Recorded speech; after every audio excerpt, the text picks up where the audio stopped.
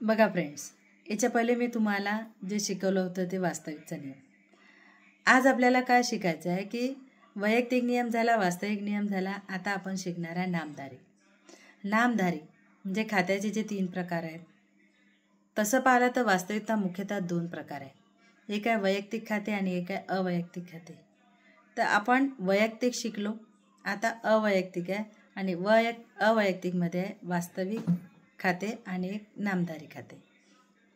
नामधारी खाते याचा अर्थ असा की जर खर्च आणि तोटा हे नावे केले जाते, उत्पन्न आणि मिळकत हे जमा केले जाते. मिळकत म्हणजे काय? नफा. मिळकत म्हणजे नफा. तर अशा प्रकारे मग आता कसं ओळखायचं खर्च झालं, कसं ओळखायचं उत्पन्न झालं? मग नावे म्हणजेच काय असते? जर आपण कुठलाही खर्च देत असेल तर त्याला नावे करायचं. उदाहरणार्थ भाडे दिले, मग इथे काय करत आहे आपण? भाडं देत आहे.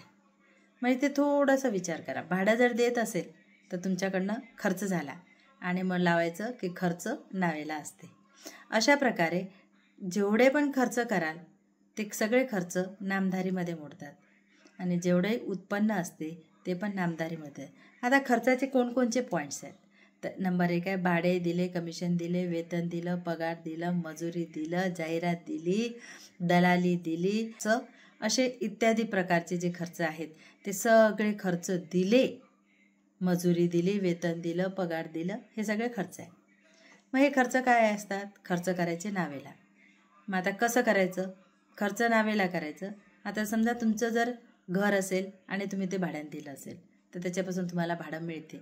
भाडं मिळते म्हणजे काय झालं? पैसे आले आणि पैसे आले तर भाडं मिळालं म्हणजे रोख खाते नावे, भाडे खाते जमा.